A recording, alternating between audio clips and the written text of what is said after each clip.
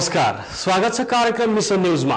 म मधुकर लुइटेल। दर्शकवृन्द, विकृति, विसंगति र भ्रष्टाचार विरुद्धको हाम्रो अभियान निरन्तर जारी रहनेछ।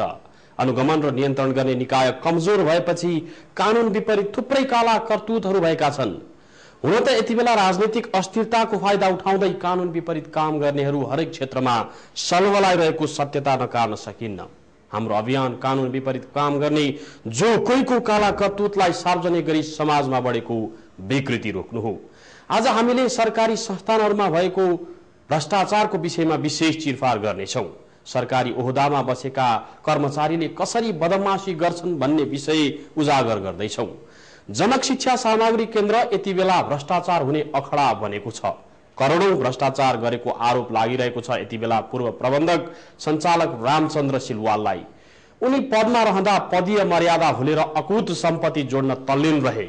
हामीले जनक शिक्षा सामग्री केन्द्रमा के कस्ता भ्रष्टाचार हुन्छन् भन्ने पाटालाई केलाउँदैछौँ।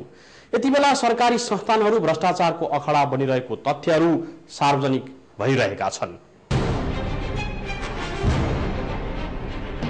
विकृत बन्दै सरकारी संस्थान,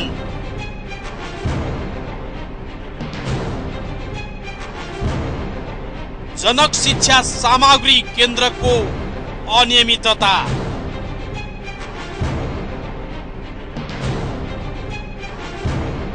$2.5 करोड घोटाला काण्ड,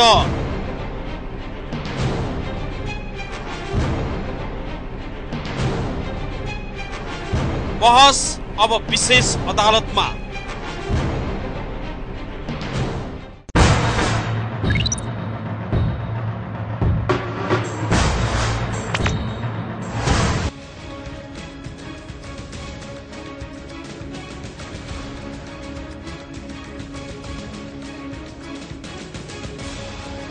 अख्तियार दुरुपयोग अनुसन्धान आयोगले जनक शिक्षा सामग्री केन्द्रमा करोडौंको अनियमितता भएको ठहर गर्दै विशेष अदालतमा मुद्दा दायर गरेको छ। पूर्व प्रबन्धक सञ्चालक रामचन्द्र सिलवाल सहित 8 जना विरुद्ध विशेष अदालतमा मुद्दा दायर भएको हो।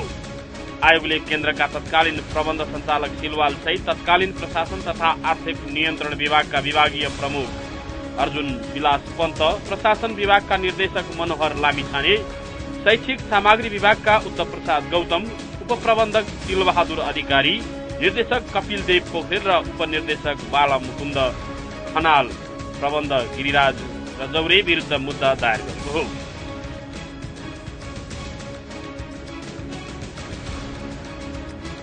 उनीहरूले पदमा रहँदा ₹1,74,28,779 गैर कानूनी रूपमा हानि नोक्सानी गरी भ्रष्टाचार गरेको अख्तियारले दावी गरेको छ।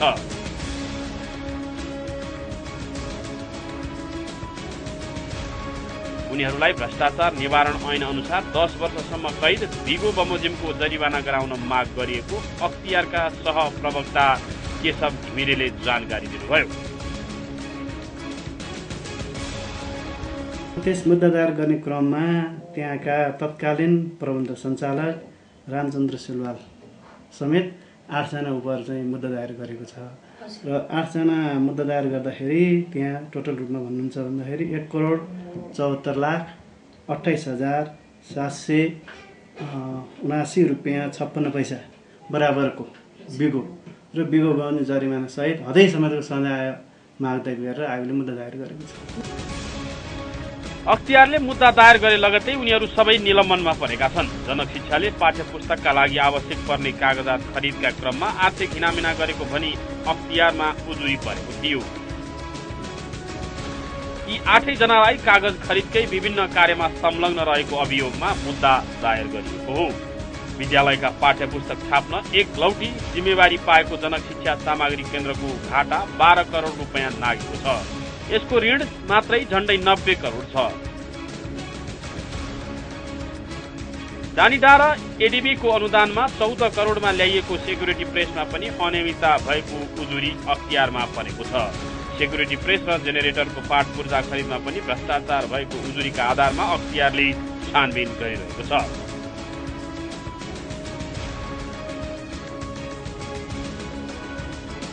यसबारेमा आयोगको प्रक्रिया अनुसार अनुसन्धान भइरहेकाले तत्काल यसबारेमा केही बोल्न नमिल्ने भन्दै अख्तियारले आफूहरू अनुसन्धानको प्रक्रियामा रहेको बताएको छ।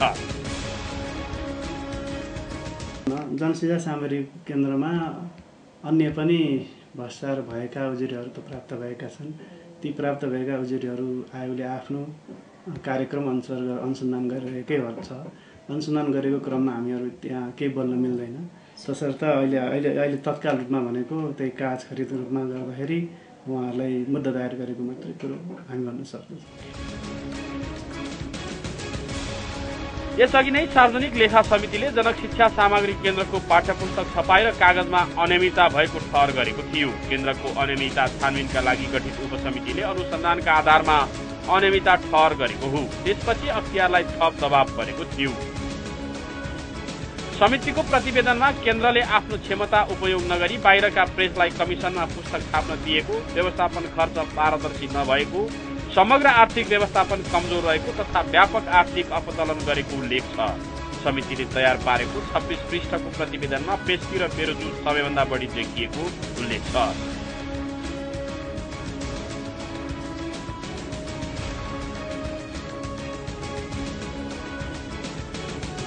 दुई 2030 सालमा स्थापित केन्द्र देशको पाठ्यपुस्तक उत्पादन गर्ने प्रमुख निकाय हो।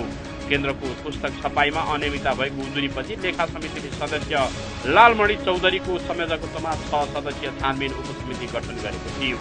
यसअघि केन्द्रका महाप्रबन्धक वीरेन्द्र कुमार दासलाई अनियमितताको आरोपमा निलम्बन गरेर सरकारले रामचन्द्र सिलवाललाई महाप्रबन्धकको जिम्मेवारी दिएको थियो।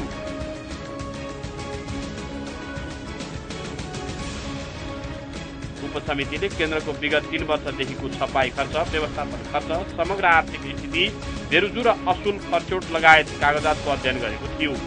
समितिको संयोजक चौधरीका अनुसार केन्द्रको खर्च र आर्थिक अनियमितता दुवै बढ्दै गएको छ। प्रतिवेदनमा दरबन्दी बेगरका अनावश्यक 200 कर्मचारी भर्ती गरेको, त्यस बाबतको करिब 16 करोड चुक्ता गर्न हम्मे परेको उल्लेख छ।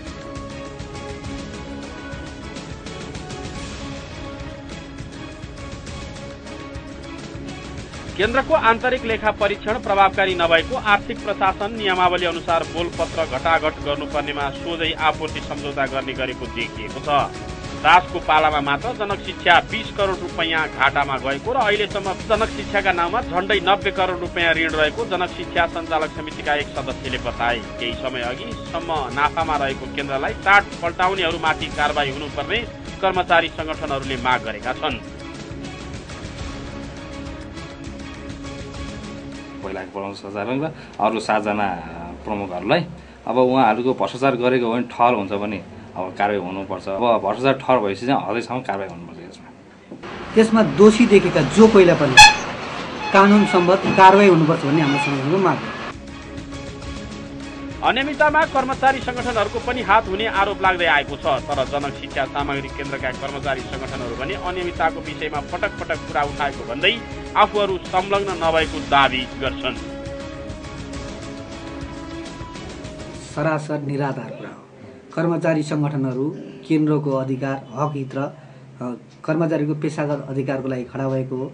यदि कर्मचारी संगठनले व्यवस्थापनसँग मिलेर काम गर्ने हो भने आज कर्मचारी संगठनका पदाधिकारीहरू लगायत अन्य कर्मचारीहरू के भन्थे लाभान्वित हुनुपर्छ नि त। या कुनै कर्मचारीहरू त शोषित पीडित छन्। अधिकांश कर्मचारीहरू शोषित पीडित भइसकेपछि कहाँनिर प्रुफ हुन्छ कि कर्मचारी संगठनले व्यवस्थापनसँग मिलेछ भन्ने। हामी विगत लामो समयदेखि यहाँको व्यवस्थापनबाट गलत कार्यहरू भइरहेको छ। यसको चाहिँ छानबिन हुनुपर्छ भन्दै विभिन्न सरकारवाला निकायहरूमा हाम्रा यस केन्द्रमा अवस्थित ट्रेड युनियनहरू निकै सङ्घर्ष गरिरहेका हौँ। हामीले यो विषयमा चाहिँ पटक पटक चाहिँ विज्ञप्ति पनि जारी गरेछौँ। हामी चाहिँ यहाँ चाहिँ जस्तै यो संस्थामा 4वटा युनियन छ। 4वटा युनियनले पनि चाहिँ पटक पटक चाहिँ हामीले विज्ञप्ति जारी गरेर व्यवस्थापनमा आज राखेको हो। अब सुनवाई चाहिँ कहिले हुने कहिले नहुने किसिमको चाहिँ यसलाई सुधार्नको लागि हामीले विभिन्न मागहरू प्रस्तुत गरेका छौँ। यसरी सुधार्नुपर्छ भने हामीले पहिलेको जिएम साहबलाई पनि भनेका थियौँ, तर हाम्रा कुराहरू सुनिएन।